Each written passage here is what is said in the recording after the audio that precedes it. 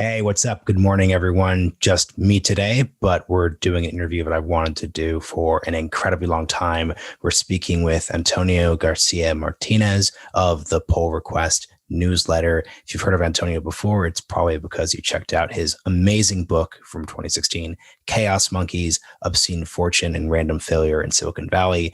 It's the story of his time in late 2000s, mid 2010s, Silicon Valley, when he was an early executive at Facebook. It's literally one of my favorite books. I own it on Audible. I loved it so much, I picked up a copy at the airport too. If you would love to take a look of the book, you can go to our bookshop, which is linked right below in the show notes. Can't recommend it enough. So many interesting things there. But recently, you may have also heard of Antonio because the book actually caused some controversy, which led to him getting fired from Apple after less than a month on the job. His firing, the circumstances, what happened, what didn't happen has been covered a bunch of different places. So I thought I'd leave that to a million other podcasts that have covered that. Definitely go search the name if you want to go learn more about all that situation. But instead, I wanted to focus on what has always fascinated me about Antonio, which is how interesting he is, how smart he is, how he could go through a million different topics from a million different perspectives at once. There's so much here. If I'm going to summarize what we're trying to do with the realignment, it's to help all of us think more about our country and its future from a historical basis, and also from the perspective of technology and sociology and culture and how different parts of the country and the world intersect together. And Antonio is the perfect guest to have that conversation with. We're covering everything from debates about privacy, because he's an advertising executive, tribalism, whether the term Latinx even makes any sense, how the 30 years war between Catholics and Protestants in Europe during the 17th century, how that actually applies to what's happening today, and so much more. This episode goes all these different places. I tried to really sum it up, but I think it's really great for us to take advantage of the fact that we have the privilege of talking to so many different people who go all these different places. So cannot recommend this enough. Let's just get into the episode.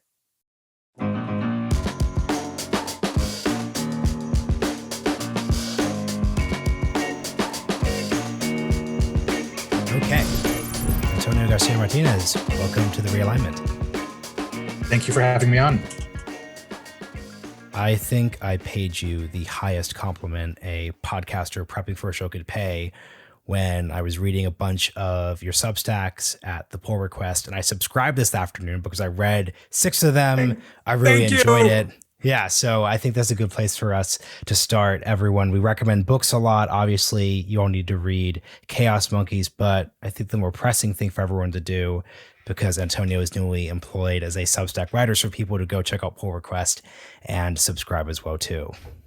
And that's at thepullrequest.com. Not that I love articles, but pullrequest.com is actually a Y Combinator startup that has nothing to do with my blog. And I'm sure it's a great product, but it has absolutely nothing to do with my writing. We just pulled a drop the from Facebook sign. Exactly. I'm glad somebody got the reference. Exactly. I'm glad someone got the reference.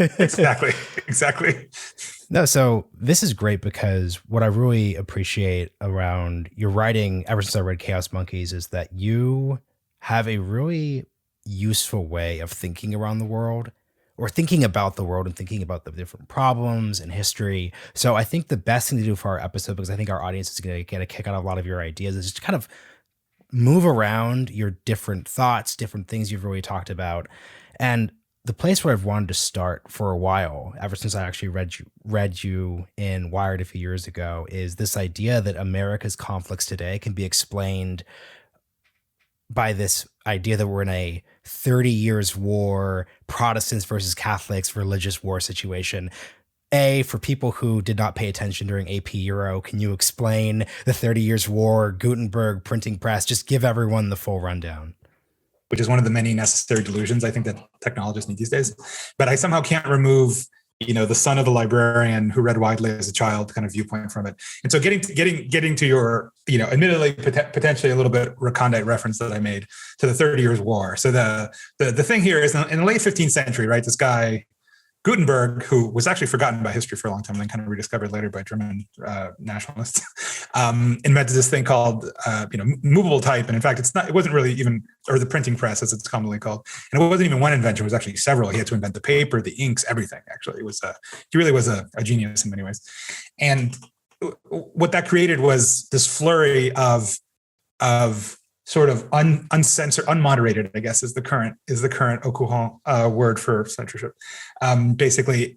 And it created this flurry of sort of heterodox thinking and revolt against the established order of things, including Martin Luther, who, posted his famous theses, which these days would actually be a BuzzFeed listicle called, 91 Reasons Why the Catholic Church Sucks or whatever, right? And it would go viral on Facebook, and it would instantly be charged as being misinformation by the Catholic priests and, whatever. And he would be deplatformed or whatever. There'd be calls for his deplatforming. And so I'm making these what seem like absurd parallels because it really was that. If you actually, there was these things called Flugschriften, literally flying writings. They're basically pamphlets whose design even looks like a Facebook post. It's like this garish photo of, the Pope doing something ridiculous, like, something insulting, often really obscene, things that would not have passed the Facebook content policy today. Let's put it that way. If you posted photos of the Pope doing that, along with some obviously hyperbolic, if not outright false piece of, anti-papal or pro-papal or whatever propaganda, right? And, and that was more or less the story of the printing press for a lot of it. Although it took a while for matters to reach ahead, right? The printing press was invented in the late 15th century. Luther was in sort of the early middle 16th century, and then things really exploded at the beginning of the 17th century, and I think it was 1618, if my history is correct, that the 30 Years' War started. And for those, in the United States, good red-blooded Americans understand that history really started in 1776, and everything before was a mistake, to be clear. But in fact, we should just rewrite the calendar to start zero at 1776, or this is actually negative, whatever, 130. But going back in the before times, the 30 Years' War was this horribly bloody, terrible conflict that tore apart Europe and basically split it into Catholic and Protestant sides. And there's a lot of outcomes from it. Millions of people died, famines, new religious orders were started. It was this moment of just intellectual and religious and political foment. And I often ask the sort of rhetorical question is that if you had asked your average European peasant in 1618, right, or 1645 at the sort of height of the 30 Years' War, if the printing press was a good idea, a lot of people would have said, well, not so clear, or probably not at all. Certainly, if you had asked a Catholic or a Catholic clergy in the 17th century, was the printing press a good idea? And they said, no, it's a terrible idea. In the same way that New York Times writers think that, Substack is a terrible idea. And that's what it is, right? And it's in some sense, I think it was Balaji Srinivasan who posted something recently that I retweeted saying that we're evolving technologically a lot faster than we are culturally, right? And I mean, that was true in the 17th century, and it's true even now, right? And I think the way I look at people often ask, so Antonio, what do you think? You whine about the moderation thing, you whine about the misinformation industrial complex. What is the answer here? And it's a good question to ask. And I think the answer often is I don't know if there is a solution. I think it's technologists or people who've worked in technology who are often more likely to say, in fact, there is no technological solution. I don't think there's a change to the algorithm you can make that suddenly makes it that Twitter is peace and love and happiness, and people amiably and agreeably talking about ideas. There's no code push you could make that changes that. Right. However, I think there are cultural code changes that we can make, right? Because let's face it, people aren't publishing pamphlets now that are overthrowing the US government, right, in a way that was happening in the 17th century in its analogous way. So I'll stop there. But that's what I meant by that idea. Yeah. And I think what is so interesting about the idea and really ties it today is this thought that the printing press exposed hierarchies and establishments and underlying fights or potential fights that weren't out in the open. So obviously Europe wasn't just chill in the 1400s. It Right. just seemed that way. But what the technology did was reveal the underlying nations, religious disagreements, literacy fights, all those parts. And social media today can have that effect. But what I'm wondering here is, do you think that social media, and by social media, I just mean Twitter, Facebook, that type of interaction, do you think it creates discord or do you think it reveals discord? Yeah, I mean, that's a great question, right? It's social media is to elites like body cams are for the cops, right? It's suddenly stuff that you wouldn't have seen is there on display, often out of context and manipulable in various ways, right? You think you're getting the truth because it's video, but video too can be manipulated and decontextualized in many ways, as we've seen. So yeah, that's a great question. I think that's one of the big questions I ask myself, right? Look, the news has always been kind of fake, right? If you actually go back and read, for example, the coverage of World War II, for example, just take a random period at the time, and then go read historians with a lot more sort of depth, and not necessarily even the most revisionist historians, just those who kind of have the fuller picture, a lot of the reporting on World War II was kind of a lie, right? It might have been a necessary lie, given in fact there was a war effort going on. What's an example of that? Well, I mean, there was active military censorship. You couldn't show pictures of dead GIs, right? You couldn't, if a battle had gone poorly, the Battle of the Bulge, which was kind of the German army, the Wehrmacht's last hurrah. I don't have a link off the top of my head, but I'm guessing the coverage at the time was not portraying it as the route that it kind of was, at least very briefly, right? Things. To cite a more proximal example, just because I'm getting neck deep into Israel because I'm traveling there soon. During the Yom Kippur War, in the first couple of days, the war went terribly, and the government actually censored the actual casualty figures because it was considered so demoralizing. No one wanted to hear about the thousands dead in the Golan Heights when the Syrian tanks were still rolling into Israel, right? And so again, it was potentially a necessary lie, but it was nonetheless a lie, right? But then getting back to your question, it's like, okay, but like, do things really suck? Is the news more fake now than it used to be? Or is it just the fact that someone can actually sit there and throw the tomato before they could? I don't know. It's a good question. Do our elites actually suck as much as they seem? Or have they always sucked and now you're just seeing them suck? I don't know. It's a good question. Yeah, because the part that's just interesting to me, and I'm not just bringing him up as a dunk because there's a part of tech Twitter that loves dunking on Scott Galloway, but I am treating him more as a really eloquent reciter of a certain type of conventional wisdom within center-left circles. So I hate Mark Zuckerberg because Mark Zuckerberg creates this platform which weaponizes our democracy and spreads disinformation and basically causes all these different social conflagrations. But from my perspective, all it seems to me, separate from Russiagate stuff, it seems to me what social media is doing is basically preventing.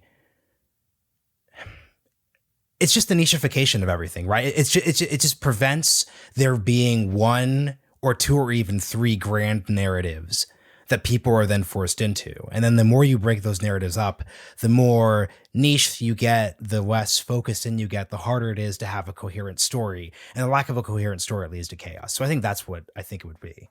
Yeah, no, I think that's right. I mean, fragmentation is definitely part of the story. I mean, if you look at the rise of modern electronic media, by which I mean TV, radio, I mean the whole shebang before the internet, from like roughly the 30s until whatever, the early aughts or the late 90s for early adopters, right? Information moved at the speed of light, but it was very throttled and controlled. And if you go back and read people like Marshall McLuhan or the early media theorists or Postman or whatever, amusing ourselves to death, right? They were very fixated on the impact of what this visual media would do on life, but to them it was a one-to-many problem, right? It was like it was still the 3 channels with 3 broadcasters thing, which is still interesting, and a lot of what the internet does is a continuation of that. But I think the fact that it's now a many-to-many conversation, the fact that this phone that I'm holding, for those who are listening, right, is now like the eyes and ears of the world could potentially be in my pocket, and vice versa. I am in the pocket of anybody in the world, right? That changes that dynamic in a big way. And I think, yeah, part of what it creates is the media fragmentation. And I think, again, I don't mean this in necessarily like this super Machiavellian, cynical way, but you do need a coherent narrative. We're a country of 330 plus million on a continent spanning 4 time zones. There has to be a shared narrative to make this thing go. Yeah. And right now and arguably it's better to have a coherent or at least consistent and comprehensive, slightly false narrative than it is to have literally this din of 1,000 competing narratives, at least when it comes to group action. So that's my one fear, right? That, this is a bigger thing that I've been obsessed about, the question of like textual cultures versus oral and visual cultures. But it just seems that, like, getting back to Gutenberg, the world that Gutenberg created was still a gatekept world to a certain degree, less gatekept potentially than the sort of Catholic world that preceded it, but nonetheless still gatekept. And that allowed action at a distance, right, in a way, and the thought of a coherent narrative that would span a continent in a way that, the monks in the scriptoria would be at pains to sort of do. Although they actually, they managed it pretty well. The Catholic world was fairly large and was pretty uniquely on message. But yeah, I think this is one of these things that shakes out. I don't know. Anyhow, we're kind of veering off. I don't want to take the interview in a weird direction. This is actually why it's one of the conversations which is useful to go in a weird direction, because the thing that I'm curious about, the key thing, once again, for non-history buffs, is that the 30 Years' War culminates in the Peace of Westphalia, which then gives us the nation state. You then have this rule that, hey, if Germany or Holy Roman Empire empire. It's complicated. Basically, if France wants to be Catholic and Germany wants to be kind of Protestant and Denmark wants to do whatever the Danes are doing, that's okay. The Pope just can't interfere and Protestants can't impose their will on other nations. That's how that shakes out, quote unquote. How do you think, or how could you see, because I'm not asking for a prediction because everyone hates predictions. How can you see our virtual social media conflict, tribalization stuff? Because you write about tribes a lot. This is also another fascinating thing we'll get into. How do you see that possibly shaking out? Like, what is the consensus where not everyone wins? Because the nation state wasn't a win for everybody, right? But it's a conclusion. Yeah, no, I mean, it's funny you mentioned the nation state because again, that I think, yeah, you're right that that's one of the logical outcomes of this textual revolution, right? Among others, right? You know, objective truth, compendia of knowledge like the encyclopedist, which again now an encyclopedia is almost a completely banal thing, but at one point it was a school of philosophy that thought that you could actually encompass the world's knowledge. That was kind of revolutionary at the time, right? The thought of like looking up and getting the right answer, right, is a revolutionary thought that certainly didn't exist in pre-textual cultures. And before you had mass literacy and mass media, there was no way to do such a thing. Like the concept didn't even exist. You lived in fragmented epistemologies, right, in which like my truth, not to sound like some like emo college student going on about their childhood or something, but like my truth as whatever, a northern Spanish peasant, which is where my family's from, was fundamentally different than even a southern Spanish peasant, whatever. But it didn't matter. They couldn't even talk to each other. Information didn't move that fast. It just didn't matter. But anyhow, one thing that comes out of that textual world, right, that in which you can have an objective notion, you can have a notion of written constitution, you can have elections, right, you can have speeches people read and they feel that somebody in northwestern Spain, again, a little village where my family's from, felt in some sense like they belonged to somebody in Madrid so they could participate in this larger national whole. You're right, the nation state comes out of that, right? The notion of a fixed language with a grammar and a syntax. Remember, like the foundation of the nation state was also the foundation of what we call French, what we call Spanish, what we call Italian, what we call German, right? Like when Germany and Italy are younger than the United States, when they were sort of formed as national entities, they had to settle on a linguistic standard, which in Germany, curiously, was Martin Luther's German from this translated Bible. In the case of Italy, was Dante and Petrarch and whatnot. I mean, but even now in Spain, you still see fragmentation, right? It's getting back, I don't know why my family's into this, but in Galicia, where my family's from, they speak a different language, right? And for a long time under the fascist dictator of Spain, it was actually illegal to teach that language, right? Because again, the notion of creating a nation is the notion of imposing a language that we now call Spanish, but even in Spanish is actually usually called Castilian, the language of Castile, not the language of Spain as an entity, right? And so anyhow, this nation state comes out of this whole culture, and you're right. How does that interact with the world, which once again, I can speak to anybody in the world kind of unfettered. I don't know. That's one of the things that worries me, right? Because if you were to ask me, like, what's the biggest thing that's happened in the past 200 years? I mean, the internet's up there, but I think really the big thing, like the moment in 2001 when like the monolith is there and like, you know, we, the chips are like, get all excited because holy shit, like something major has happened, is really the decoupling of bits and atoms of information from stuff moving around the world, right? Which, I mean, I don't know how old you are, Marsh, but you seem younger than me, and I'm guessing you were close enough. Okay. Well, you're a very youthful looking 30. I would have guessed less, but so you might still be part of the bridge generation. I'm definitely part of the bridge internet generation that was like raised in an analog world, but then of course came to adulthood in the digital world. So I feel obviously comfortable in this world, but I remember what it was like, right? Like I still have letters from my parents in college time that you would like write a thing on a piece of paper and put a stamp on it. And like, that's the fastest that most people would communicate. And they get an answer 4 days late. Like it was that slow, right? And now we've decoupled those things. The way things move and the way you get information about the world is disconnected, right? And that's unusual, right? Like, again, how is that different from, I'm non-technical. How is that different from the internet? It's not, but it's been an evolutionary process, right? That's the thing, right? If you read, you know, historians like to create clean breaks and create periods, and everything seems like a step change. But if you look, just to cite a random example, the Greeks, it took them 300 years to really properly adopt the alphabet, from around 700 BC to like 400 some odd BC, right? Like literally the alphabet took 3 centuries, longer than the US has been around, to actually get adopted as like, yes, we're fully a textual company, society. And so and how did this start? It's funny. It's both of them started decoupling when both started getting faster, right? When the railroad started being built across the United States, which was a novelty at the time, they put in the telegraph right next to it because it was just more convenient, right? And that's when you had, and that's also, by the way, speaking of, Marshall McLuhan actually gets this in his books. Again, just to give you the idea, it's like it takes the supreme effort to realize the obvious thing in front of you. So I cite these historical examples just to try to jar people out of their expectation, right? the world didn't have time zones until the 19th century because neither people nor information moved fast enough that it mattered. Like right now we ask the question, I go to my little time thing, oh, what time is it in New York? Or Marshall, are you in Central Time? I need to know what time that is. That didn't matter a century ago because you and I, nothing would move fast enough such that I had to know what fucking time it was in your place. 2 hours, 2 hours wouldn't matter. It doesn't matter. I mean, clocks, in case we were wondering, like, how did the world work? Clocks, and most people didn't have a clock or a watch. It was kind of expensive. Clocks were just set to local noon. Local noon means when the sun is highest in your meridian, right? And that your clock was just set to noon when it was literally local noon, and that's it. It didn't matter, right? If you look at train timetables before time zones, they literally had all these conversions between the time in Indianapolis versus Columbus versus whatever, because everything was slightly a few minutes apart. It was ridiculous, right?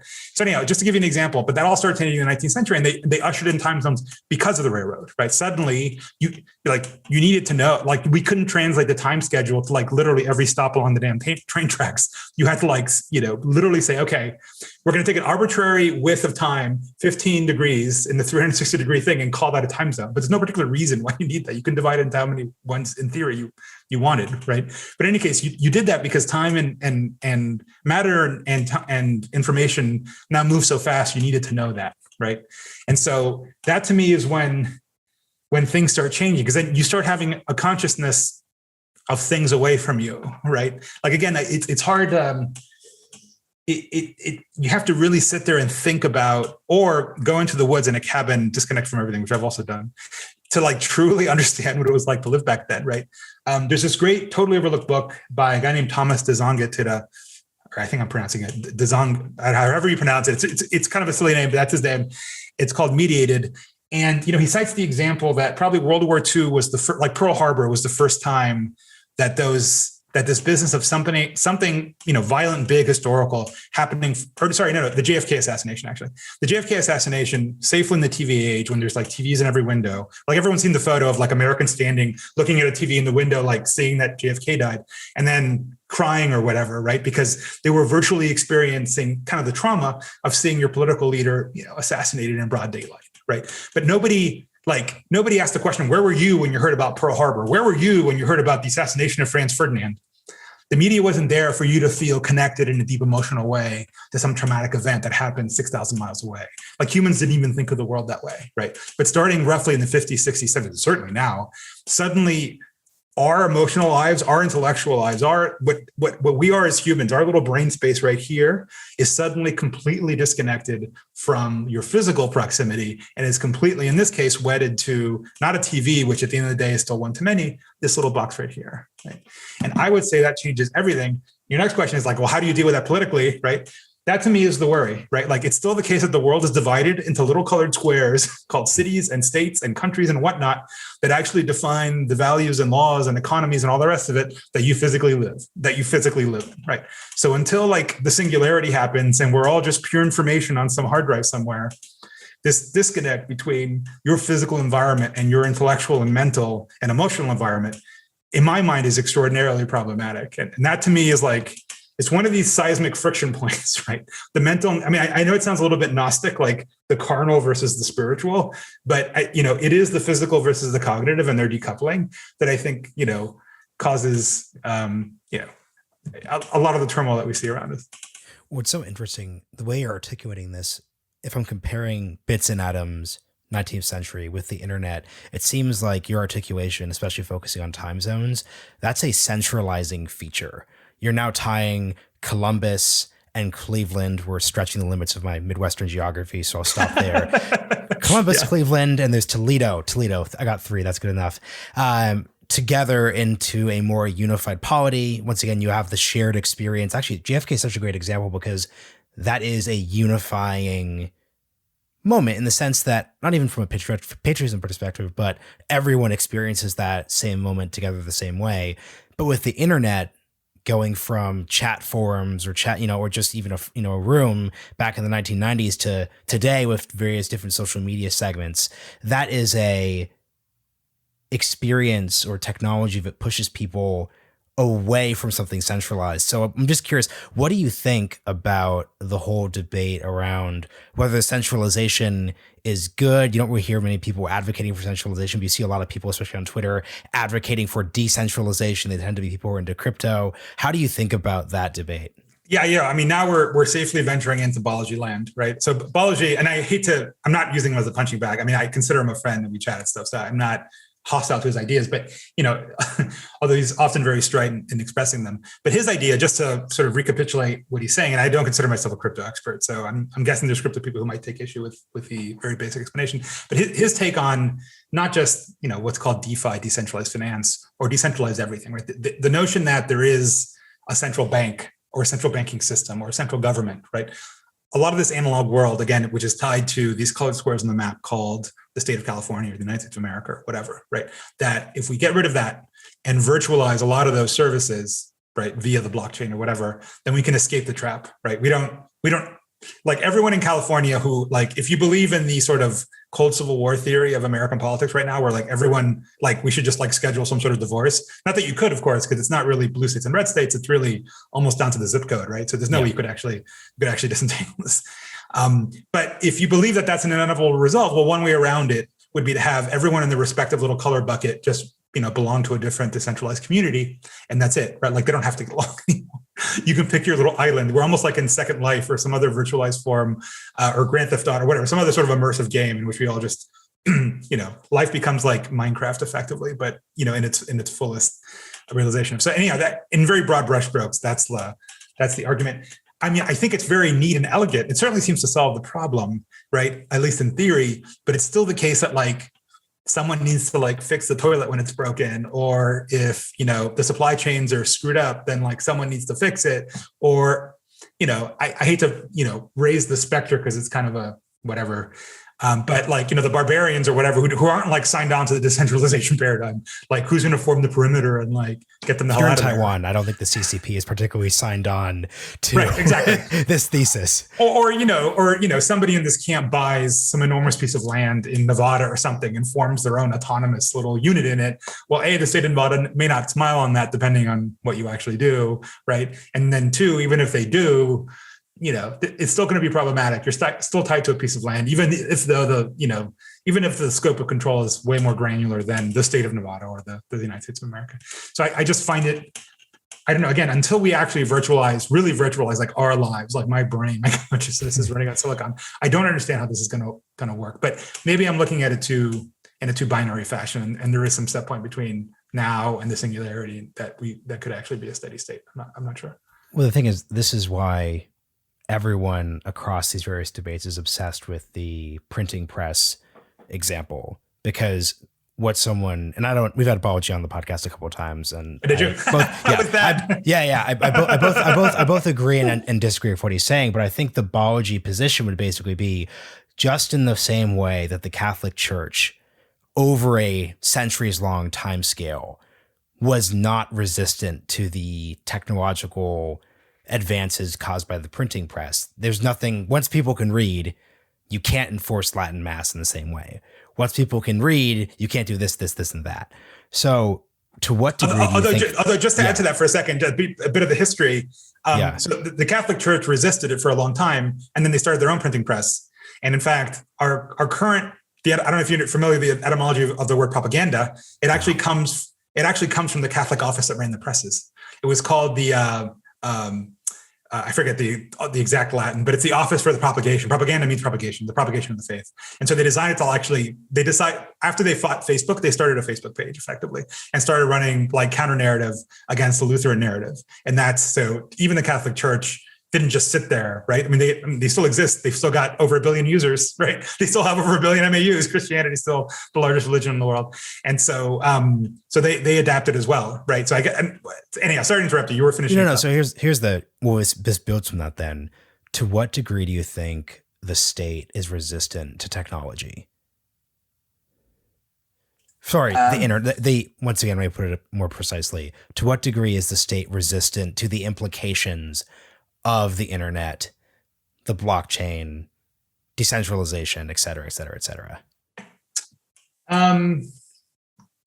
Yeah, I mean, there's a famous story of, I I think it was Faraday who gave a lecture at the Royal Society to British politicians or something, 19th century, about electromagnetism. And they looked totally bored. And they said, Faraday, who cares? Like, why should we care about it? And he said, well, sir, one day perhaps you can tax it. So although I think that the government is probably taxing tech a lot these days. Although, well, no, actually, they don't actually pay that much in corporate taxes, depending on how much of the P&L they take through their Irish entity. But in any case, how anti-tech? Yeah, I think, I mean, taking off our world historical hats for a second, right? And just looking a little slightly more tactically, I feel there's been a real shift in power between like the old school Eastern Seaboard establishment of like DC and New York, which means like old school media, finance, government, like all that old world shit, basically, right? That I don't just even feel like context. I just moved from DC to New York, so I cannot escape my East Coast. You're part of you're part of the Acela corridor. This is the problem here in the US versus the West Coast. That, like, when I launched Pull Request, the first hobby version of it years ago, I started with some surely grandiose and sanctimonious sounding post that said something like, the West holds all the cards now, right? Like, who gives a shit about Hollywood? It's all Netflix. Tesla's market cap is, I don't know what the multiple is at this point, of all the other auto companies put together, right? Facebook and Twitter is where the conversation's happening. It's not, who cares about NBC, right? Like, NBC only matters to the extent that they get engagement on Facebook, right? Fox News is what it is because it gets massive engagement on Facebook, whether you like it or not, whether it's right or not, right? And so I think there's this bizarre unbalance in the system, right? And from the little time that I spent in the East Coast establishment, I have to say it still feels like a foreign country to me. I was raised sort of in the South, but really in Miami, which is kind of a different world. And I lived 3 years in New York and I worked at an investment bank, so I kind of know that world and met some of those people. I felt like a total outsider the entire time. And I just, from what I know, from what I felt I knew at that time, those people and their way of thinking is pretty antithetical to the West Coast way of thinking that tends to be less institutional, more irreverent, more disruptive, more willing to try crazy shit, more willing to, entertain dumb notions, to be honest, right? All these bizarre fads that a lot of techies do around fasting or, I don't know, taking modafinil, who knows, like all the weird shit that techies do. And it's less than people say it is, but it's definitely not zero, right? So all that stuff is true. And I think there's just the way that somebody like Zuck, from the way, to the extent I can channel him, having worked for him years ago, thinks about the world is very different than your like Harvard grad guy who's like a DC apparatchik or some consultant or finance guy in New York. They look at the world very, very fundamentally different. And yeah. To what degree can East Coast establishment, DC, New York, Acela corridor, everything I hold dear, to what degree can we, I guess, that's the best way to put this, to what degree can we absorb lessons from the West? Because I think the thing that West Coast triumphalists, because I'm from Portland, Oregon too, so I'm really just mixing this up really? Here. Oh, well, yeah. So I've divided loyalties here. The thing that West Coasters underestimate is it's been 10 years, right? Like it's not as if everyone is just sort of triumphantly enjoying their time on Wall Street or management consulting the way they were. Totally different space just over the past 10 years since I graduated from high school and all of that. So to what degree do you think it's possible that DC, New York, Boston can pick up lessons from less hierarchical structures? Because even compare the East Coast to the East Coast of the 50s and the 60s, right? There's a reason why Mad Men sticks out even to people in New York City. Right. Things do change. There's just a huge lag. So I'm just curious how you think about that part.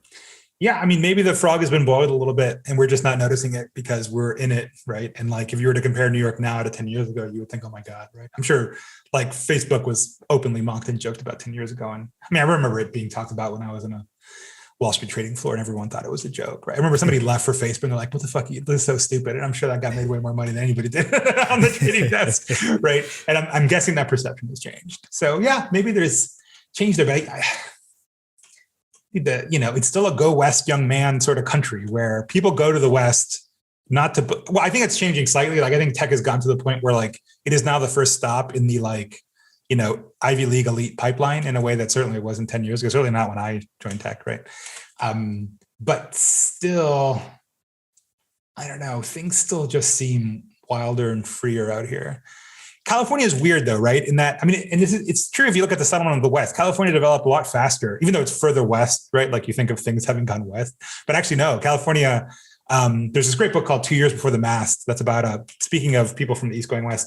It was a Harvard undergrad who's had failing eyesight, and for back in the 19th century, doctors gave strange recommendations, and they gave they said, oh, go out and spend more time outdoors to improve your eyesight. So he signed up as a common seaman on a ship that was going from the East Coast to the West Coast, which would go around at the time, obviously before the canal, would go around the Cape Horn, which was super dangerous, and then trade it up and down what was then still Mexican territory, right? And so, the Sanford, and then it was, I think it was in the 1840s, right? And, San Francisco, it was pre-gold rush, so San Francisco didn't even exist. It was still Yerba Buena or whatever. And, but in any case, that soon changed, right? So California developed a lot faster than the rest of the West, right? So like I'm spending a lot of time and officially have moved to Reno, Nevada, and Nevada feels way more like whatever Mad Max fantasy you have of the West, it's still alive in Nevada in a way that it is not alive in California, right? And so in some sense, long way of saying California feels more like the East Coast than other parts of quote unquote the West, right? Like parts of the West are still the frontier. I think California perhaps has become less of that. Certainly in the big city has become less of that. Because again, it's not like, look, at this point, it's not like we're talking about two totally different sets of people, the elites at Facebook versus, McKinsey.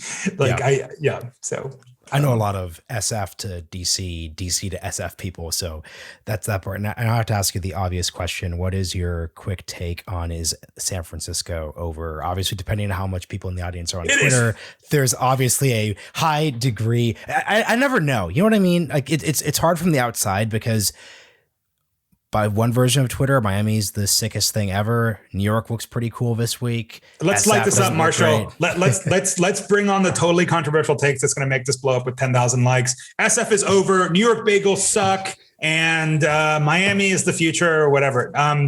Is SF over? So I think one misperception here. I hate being that well actually guy from Twitter, but I'll be the well actually guy in this perception. There's a misperception that like SF equals Silicon Valley. Yeah. And that's just not true. Like either in the lived reality of it now or even historically, right? Like Silicon Valley, for those who aren't familiar with California geography, is not San Francisco. It's like 40 miles south of here. There actually is a valley. You can actually see it, which is where a lot of the tech companies started and what used to be apple orchards kind of around Stanford and whatnot because of the defense industry in the 50s and 60s and integrated circuits and the whole long history, a bunch of books you can read about it. This is not Silicon Valley, strictly speaking. That said, starting roughly 10 years ago, a lot of tech companies did move here and sprout here, like Airbnb and Uber and Twitter, obviously, right? So it's definitely become part of that constellation. So what used to be like, if anything, people used to work in Silicon Valley and then live in the city if they were like cool and hip and wanted a big city, but then they'd commute like crazy, right? Like the flow would be south at the beginning of the day. Now it's not necessarily clear anymore. Like on the contrary, maybe now some of Silicon Valley is actually a better community for San Francisco. So in any case, long story short, SF doesn't equal Silicon Valley. So San Francisco can die as a place to create tech companies. Like if the current crop of like incumbents, Airbnb, Stripe, whatever, move, doesn't mean Silicon Valley's over. It just means that maybe San Francisco isn't integrated into that tech economy in the very direct way it was in the past. But not that I'm that old or have been around that long, but I've been living in the Bay Area for roughly 20 years. And, back in the first tech boom, there weren't that many tech companies. San Francisco didn't equal tech company. My first tech job was as an intern in grad school, and I had to drive all the way to Foster City, right? Like I don't even know where I would have gotten a tech internship in the city at that point. There's no major company in the city, right?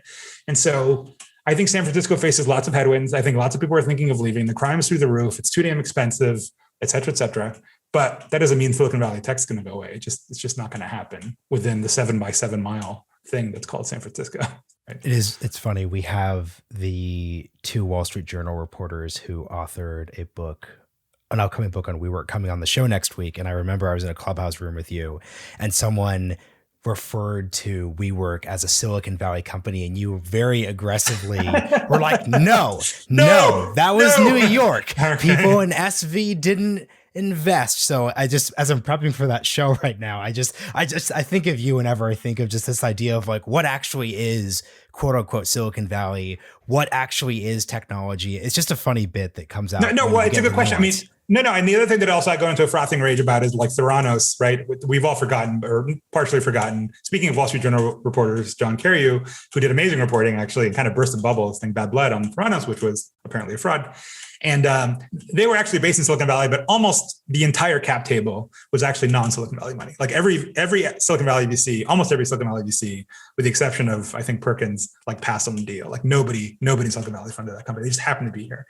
But they definitely, they got some of the glimmer from the SV gold, so to speak. But I without sounding a little bit too foofy, I'm going to sound like a total SV tech bro here, but like Silicon Valley is definitely kind of a state of mind, right? In the same way that like American culture is like a state of mind. Like you can't point to American culture, like French culture is like Notre Dame and a croissant or something, right? Like there's not a lot of American culture you could point to say, that's America. But there's definitely an American state of mind. You kind of know it when you feel it, right? I think Silicon Valley is in the same way, that there's not a lot of there. Like people come to Silicon Valley, let me go see Silicon Valley. Again, there's not the Eiffel Tower somewhere we just go hang out in, right? But there's a certain state of mind that maybe it's hard to experience as a tourist, but it's definitely a thing. And I think that is getting exported, right? And like, if you have enough Silicon Valley people moving to Miami, and I don't have a strong opinion on Miami, yes or no, but but if you have that mentality exported, it's possible that you could boot up the software on different hardware potentially, right? But I think it's hard to do. One of the things I did, for as much as I might talk about Europe, I'm actually a European citizen, right? I have a Spanish passport in addition to the US one. And I've lived there. Actually, I wrote the beginning of Chaos Monkeys in Europe, thinking I'd end up moving there. And, every major city in Europe has like a Silicon Sentier in Paris or Silicon Alley in Berlin or whatever. They're all trying to recreate the Silicon Valley magic, and almost all of them are failing, with the exception of London potentially, right? Or Stockholm maybe. London has some other things going on too, so it's right. Well, right. It's that little village called London, right? That hasn't played a role in the past 300 years of history. But these other cities that historically have not been technological, they kind of do everything right. Like the local governments actually fund stuff in ways that they don't here at all, right? And like they obviously have the talent and the educated populace that could be designers and PMs, but somehow I just never quite and they speak all the right language. It almost feels like a cargo cult in the South Pacific. Like they do all the things to make like the magic plane come out of the sky, and somehow the Google and Facebook planes never land on their landing strips. So I think it's hard to do, right? But I think it can be done. And I think particularly with COVID, like that's another thing. Like I'm not quite sure how much of it is real versus like me fooling myself with my circle, but it seems like a lot of people have left the Bay Area under COVID. I'm not quite sure how many of them are coming back, right? Like sort of the people who are like VCs or people who are CEOs and can sort of run their company almost as they want. I think a lot of those people are not coming back actually. And a lot of them have moved to Utah, Nevada, Texas, Florida, et cetera. And it's like, why would I go back and just deal with that bullshit? Like why, and so that said, right, I think if you're younger, there is an element of FOMO. Look, San Francisco still has lots of charm. So does New York, I'm sure. And it's like, well, you want to be part of this urban center. You don't have a family. You haven't have life figured out yet. Like, you want to get in the mix. You want to get into the weird circus of like young urban professional life, which I certainly did in my 20s and 30s. And I could see that, right? You're not going to move to St. George, Utah, which is a perfectly nice town, by the way. Southern Utah is gorgeous, but I don't think you'd like go there straight out of college thinking, oh yeah, I'm going to make a life there, right? So I don't know. I could see it going either way. I think the hybrid approach to me sounds difficult. Having worked in tech for a while, and I did the remote thing for a year and a half at my previous startup. It's like if everyone's remote, it can work. Certainly, if everyone is remote in the entire tech sector, it can definitely work. It's just like the default. Like we just have to do it. Our competition's going to do it too. It's like whatever. We're on like even playing field, right? But if your competition doesn't have to do it, if it's hybrid, some people are in the office, some people aren't. I can see it being a real pain in the ass, and I can see it binarizing into either like, no, we are not doing work from home, or max one day a week or something. It's in office, or it's full remote. The hybrid, I think it's going to be difficult for companies to do. So we've got two last things here, because the thing that I want the audience to pick up is that you are obviously an autodidact and are very well read, but you also have a lot of experience and expertise in the advertising field. And you made a big claim on Substack today, which we're taping on July 6th for context, that I actually have a quote somewhere. Advertising is going through once in a generation transformation. And to zoom out for a second, if we actually go to the debates about Substack, whether or not the New York Times is truly a success or not, whether Facebook and Twitter are toxic, actually a lot of the things have to do with advertising, which isn't the sexiest thing, obviously. So it'd just be great for you to just give the full context on your thoughts on advertising. Yeah, it's not sexy, but you know what? It pays for everything, right? It's like, advertising is to the internet like, petroleum is to Saudi Arabia. It's like, it may not be sexy, but it pays for everything. So, every once in a while, you kind of have to dip your toe into it, even if you aren't an ad tech person. So yeah, thanks for plugging my piece. It's the first in a series on ads, data, and privacy, something that I've done professionally for the past 10 plus. I've worked in ad tech. I've basically been turning human eyeballs and data and pixels into money for 12 years, which is a long time in Silicon Valley years. And we are in my opinion, I'm not the only one who thinks this, by the way, it's not a totally unique thought, that we are in a once in a generation sort of complete refactoring or re-architecting of how the world works, right? If you go back to the earliest days, look, I'll tell you how old I am without telling you how old I am. First time I saw the web, what people call the internet now, was in the late 90s, Netscape 3 point whatever. And there'd be that little spinner thing with the end with meteorites flying by or whatever, saying they're waiting for a minute for some junky little page to load. And so that was when I first saw the web. And almost all the plumbing of all the ad tech, everything, the shoes that follow you around the internet, how, Facebook is worth $1 trillion, all that shit was actually architected in the paradigm of a little browser with a little cookie ID thing and everything living in the cloud and your browsing behavior and and even, mobile apps, which technically function very differently than desktop browsers. When it comes down to the fundamental data flows, have been architected the same way, right? You do things on your phone, on your device, it goes into this cloud that you have very, very little visibility into. Stuff happens, some of it totally legit, a lot of it sketchy, right? And then you get an ad or an experience or a news feed or whatever that comes out of it, right? And you create more data and it goes into the cloud, more shit happens, and then on it goes, right? And that's fine for desktop route, that's probably how it should have been architected. But we're in a world where this is an iPhone, whatever it is, the most recent, the 12 or something. It's this would have been considered the most highest end computer, I don't even know how many years ago to do this, the direct comparison, but certainly 15 or 20 years ago when this was all architected, this was an impossible idea, even on a desktop, right? So the question is why the hell are we doing all this bizarre loading of data, all this back and forth when there's real code on a real computer running on your pocket? Why on earth would you do all the computation in the cloud? It's not obvious. It's not obviously a better way to do things. Now, of course, if you talk to and I've done this to engineers at big companies you can name Google and Apple, and you say you say what I just said, you get a lot of pushback because well, we've been doing this for 15 years and the company makes over $100 billion a year on it. What are you talking about? Yes, but there's this little thing called privacy, right? And privacy is an interesting concept. You could write a whole book on it, but privacy is a strange thing, right? I as a footnote in my piece, I mentioned the modern version of the word privacy wasn't even used or documented as used until 1814, right? Before that, it meant a state of solitude. It didn't actually mean what we think of privacy now as the right to live as a stranger among strangers with control over my data. That is a very extraordinarily recent coinage. Even as a legal principle, it was more or less invented by Louis Brandeis in 1890 in this very readable and still great piece called The Right to Privacy, in which he basically invented it. The word doesn't even appear once in the Constitution, right? There was no notion of privacy really before the sort of modern age. And if you ask why, well, what was magical by 1890? Getting back to things like atoms and bits and new technology, two things. One, it was literally Kodak had shipped their Brownie or whatever it's called, their cheap little camera that anybody could buy a few years before 1890, actually, such that photography was suddenly cheap. And then two, the telegraph and wire services had started, such that something that happened in New York could be read about with a photo potentially in Kansas City, right? Within a day, which was again a completely unprecedented act. And specifically in the case of Brandeis, his law partner, who was kind of a socialite, had been, paparazzi started, right? People, the same way that a TikTok goes viral, their equivalent was a photo of so-and-so dining with so-and-so in such a restaurant. And oh my God, and that was the crazy scandalous TikTok. That started happening, right? And so Brandeis more or less created the notion of privacy, right? And every legal precedent in privacy that gets quoted is from his post on, right? And so, and my point is not necessarily to delegitimize the notion of privacy. I think it's a necessary cope in our current world, but just to be clear, it's a cope, right? In our ancestral, I used to live in a small island in the Northwest in a little town, and there's no privacy there. Nobody has privacy. Everyone knows who you are. Everything knows who you're sleeping with, who's the asshole, who, whatever. Everyone, there's only one grocery store to shop at, so everyone knows what you're eating. There's no privacy, right? And guess what? You feel better about there's actually a feeling of you being mesh in a social fabric that's actually welcoming. People choose to live in that world, even though people who are used to this urban life maybe find it a little claustrophobic, many don't, right? So point being, with the urbanization and industrialization of everything, we invented privacy, right? But like, in the Code of Hammurabi, there's no privacy rights. This is not like a sort of fundamental right at the life and liberty level that humans have been thinking about since forever, which again, doesn't mean that it's garbage. It just means that, well, it's ill-defined, right? And it's very adaptive to the situation.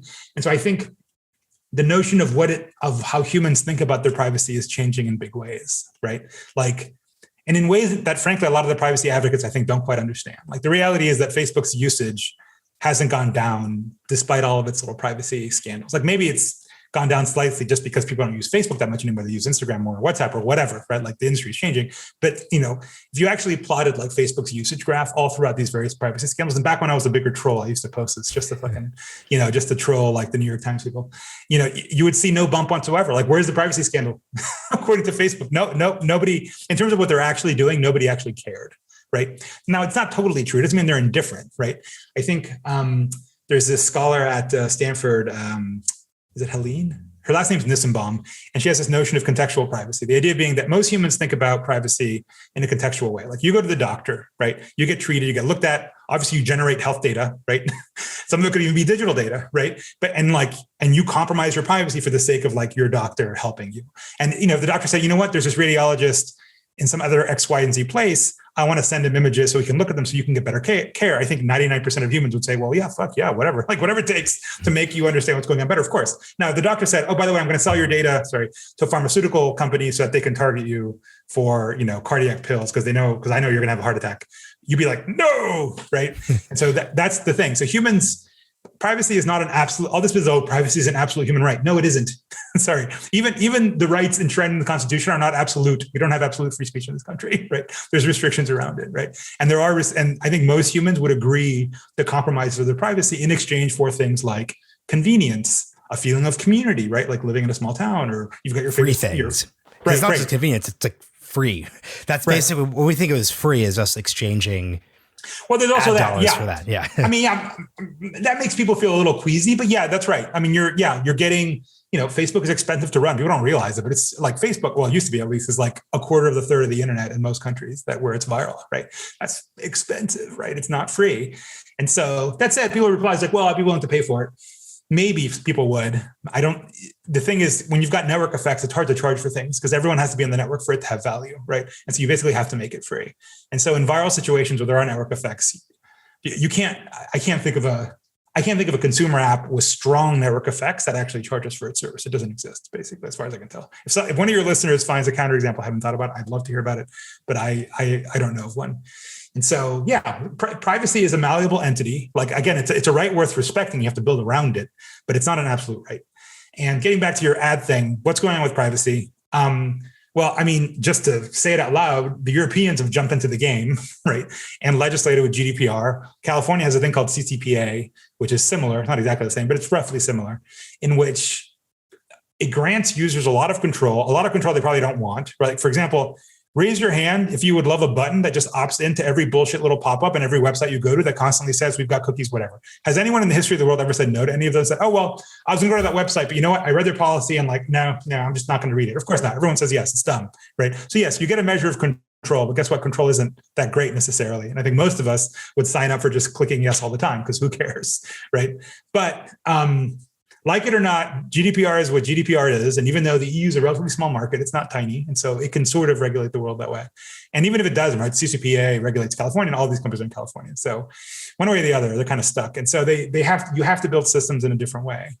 And the weird thing is that, like, so much of this privacy conversation is like, oh, more, if X privacy is good, 2X privacy is better. Like, let's just turn the privacy knob up to 11 because like privacy is an inherent good.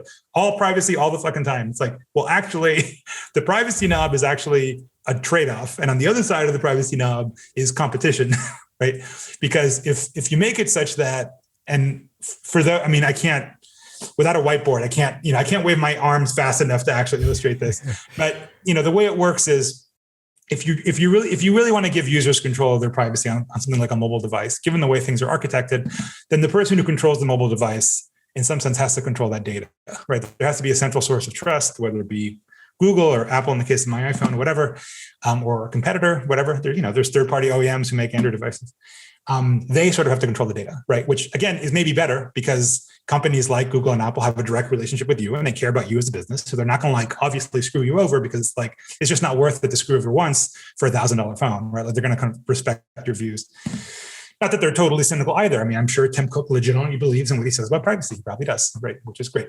But again, that means that the companies that control the device and control how that data is stored on the device in some sense have a relative advantage, right?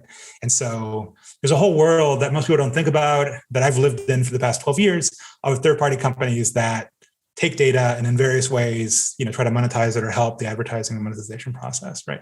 And a lot of those companies, there's this thing called the Lumascape.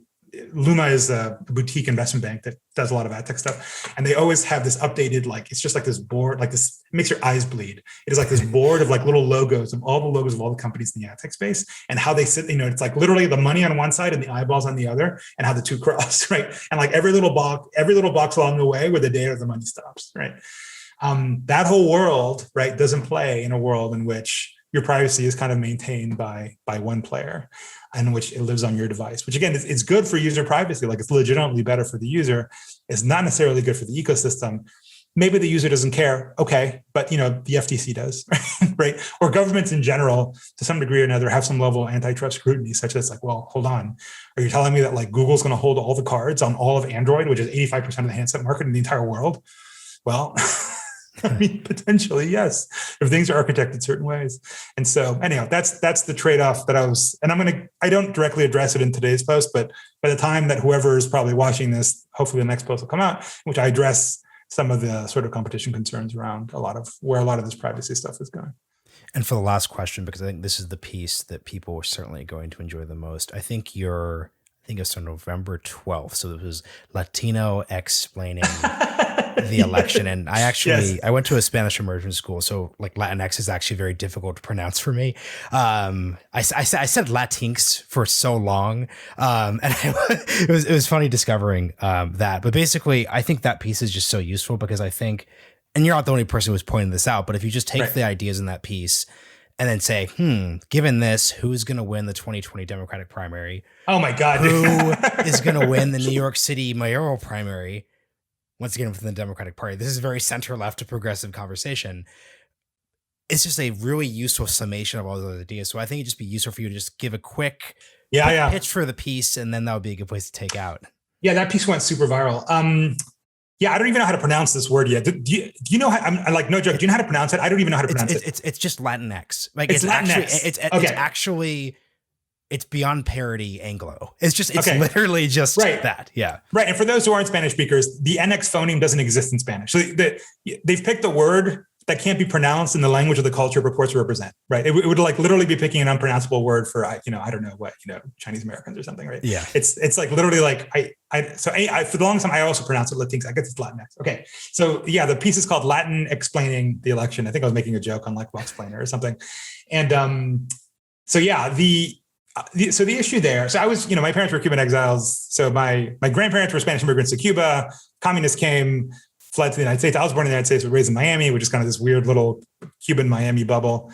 And, it's strange having been raised there because there Hispanic culture is like dominant, right? Like, they always say, oh, Hispanic, there's a lot of Hispanic culture here in California, but there it's dominant, right? You can't like, not in the service workers, like literally everywhere. Like you can't really hold a white collar job. Quick highlight. Actually, Sagar and I went there 2 months ago, and I've never been tested on my Spanish as much as I have. I went to Subway, and I actually needed to translate for a nice Cuban grandmother who couldn't order her Subway meal properly. And taxi, it's actually, because I actually read your piece where you referred to it almost as a different country. Yeah. I didn't understand what you meant by that until I literally went. By the way, I'm in Miami Beach, so it's not as if I'm in this random part of the city. Right. Yeah, no, I mean, that's the thing. I mean, I think most Americans don't quite grok how weird Miami was. I didn't realize how weird it was until, like I like to say, I went to America for college, right? Like I left Miami to go to college. Like I've lived I've traveled and lived a lot of places in the world. The biggest culture shock of my life was going to college in the Midwest from Miami, realizing, holy shit, I had not been raised in anything like the United States of America. Like I had no idea where it was. But yeah, no, Miami, it's weird, right? It's like the Singapore of Latin America, to use a very gross or very, crude or reductionist analogy, but it is that, right? All the banking, all the retail and commercial banking in Latin America, all the banks, there's a street called Brickell, and all the big logos are there. The entire Brazilian upper middle class goes there for shopping and, play and shopping and vacation, all that. Every upper middle class family in Venezuela, back before things got really bad, had like an apartment in Bangkok, Miami, and things in case things got bad. Obviously, Cubans, fled there en masse and created their own sort of reality, even though they've never really a majority, and now certainly they're not anywhere close to a majority. They've become kind of like the Jews in New York or the Irish in Boston, right? The sort of like underdog ethnicity that actually runs the place, right? And it's like has recreated the city in its own little weird image, but then it is also totally Americanized, right? Like these people are not going to like go and live in Latin America or go back to Cuba or anything, even though that Castro died, right? So it's a weird like cultural estuary. I'd like to like an estuary is a place where like salt and fresh water kind of mix. So this is a cultural estuary of like Anglo Protestant American culture and like Hispanic Catholic culture mixing in one city, right? But coming from that world, right, to a world where people use the term, like, again, I'm just going to struggle, Latinx, and think it means something. Like Biden gave a speech in which he mentioned Latinx. That term means nothing, right, in that world. Like, for starters, a lot of like progressive lefty are just obsessed with the whole white privilege person of color. Like they really think that like your average Miami person sits there and like ponders their Latinxness all day or something. It's like, no.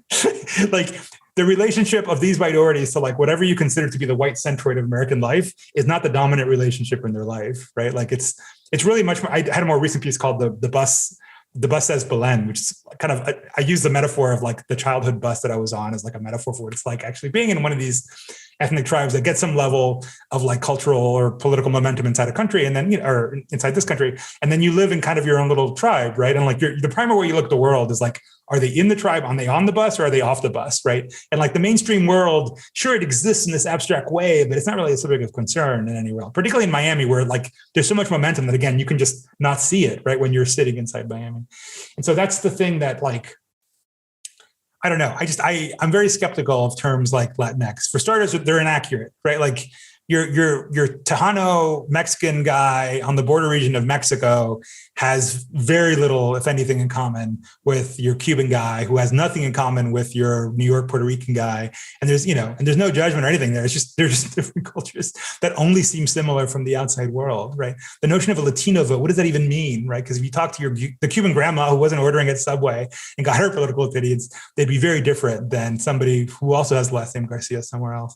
And so I'm all for making abstractions that help you make predictions about the world, because the world's just too complex. Like, everyone's sorry. It's not that's kind of this episode, exactly. Right? It's how do we abstract this down?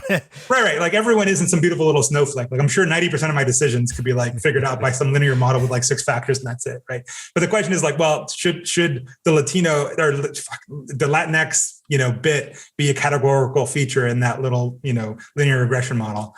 I don't think it would predict much, to be honest, right? I mean, maybe. Well, whether you use it or not would actually predict quite a bit, right? Exactly. In an interesting way, right? So not as a category, but as do you use it is it actually tells a lot there. Yeah, I know. I'd love to see, not that anyone ever does, I'd love to see a survey of people who have actually used the word Latinx at least twice in the past month. Like, what's their average level of education? What's their median income? And like, I just want a geomap of where they're distributed, right? And I'm guessing it's like median income of at least 100K, like 90% have a bachelor's degree or more. And it's like literally like New York, LA, San Francisco, and that's it, right? And literally the most Hispanic parts of the United States, nobody uses the damn term. But it's, look, I mean, this is, and I always sound like some crazy, like Howard Zinn, Bernie Crad, or some like anti-American European when I say this, but one of the privileges, one of the good things about being raised in a weird bubble like Miami, right, is like you're a little bit outside like the standard mainstream American bubble. And maybe you felt this too. Maybe Portland back in the day was also a little bit outside of it too. But it's like, this is like, it's ultimate imperial American privilege to never see the limit, never see the horizons or the limits to your worldview. Like everything you see and interact with at a cultural, political, economic level, in some sense reflects your own biases and your own framing of the world, right?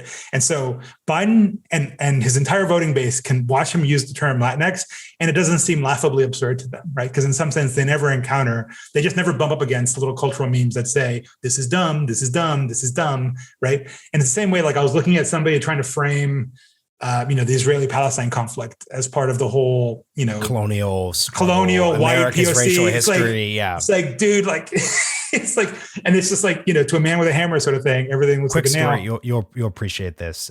So if you can't tell by my last name, I'm adopted. I'm Jewish. Okay. The only place in the world where people by default think I'm Jewish is when I go to Israel. Just Of course, because, once again, because I look, especially with my college age skinniest, I look vaguely Ethiopian.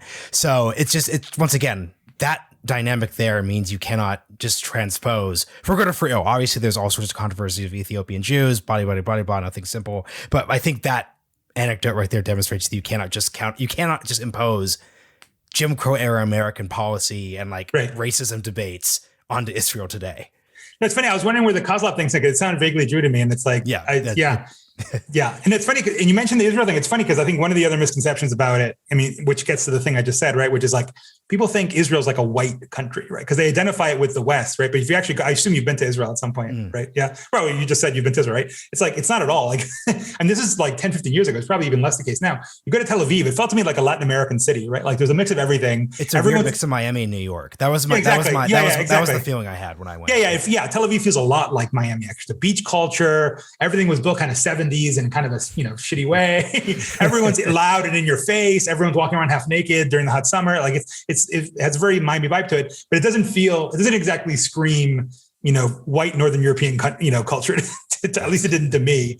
And so, which makes it particularly weird when they sort of apply their sort of duality to it. But interesting. So, interesting. I didn't know that. So, okay, cool. Interesting. So the Israel, I'm going, by the way, as a random plug, I'm traveling to Israel for the high holidays this summer, actually. As a side thing, people often ask me, like, what's this whole Jew thing with Antonio?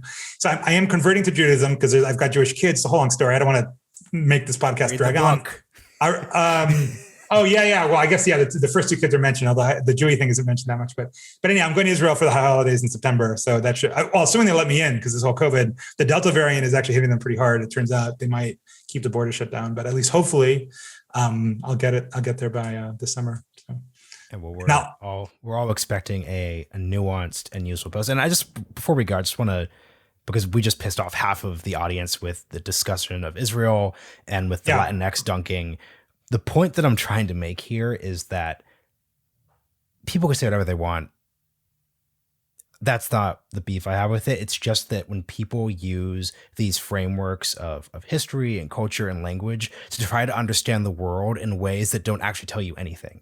And if you look at America's like Hispanic, even Chicano is like a much more useful phrase. If you look at that broad voting block through that framework, you are not going to have useful answers. And I think in your piece, if you just take that piece and say, do upper middle class, center left progressive have an accurate reading of working class, Hispanics, Blacks, Asians, etc.? They literally do not. So don't try to use that as a method for understanding the world, which is basically, I think, what we're trying to do on this episode. Right. Exactly. I think that's the problem. It's just not predictive. Like I don't mind categories or like, even if the word wasn't like from the people who are using it, as long as it's predictive, but it isn't. I mean, the weird thing is, look, we're all blinkered by our sort of cultural software that we're carrying, but it just seems odd to me that I guess I always find political asymmetry is kind of interesting, right? Like everyone, I always try to both sides, everything or horseshoe theory, whatever. But I think it is the case of left and right. There's certain times where things are kind of asymmetric, right?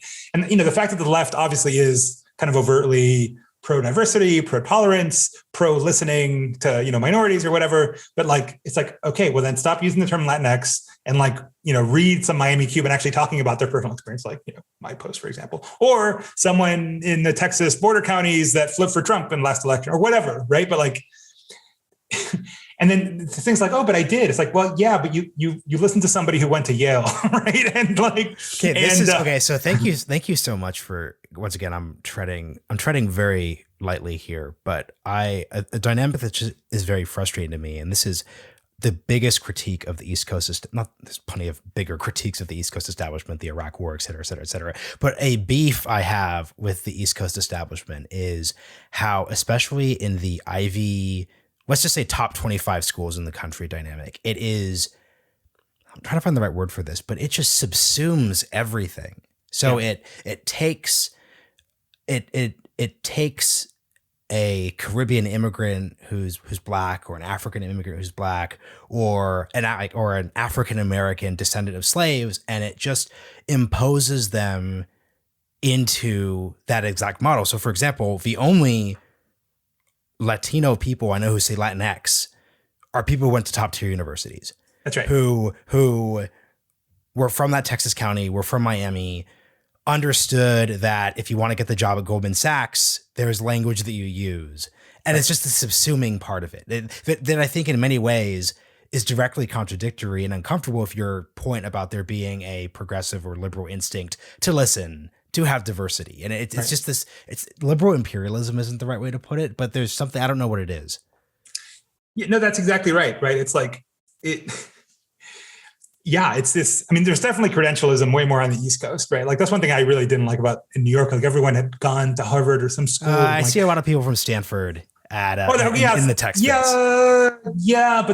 But credentialism is different than a network. I guess there being a network effect is kind of different than a literal credential, but I'll be generous there. Yeah, I mean, your GitHub repo is going to get you a lot more jobs on the West Coast than a piece of paper with some expensive piece of paper. Fair. But which is not going to happen on the East Coast.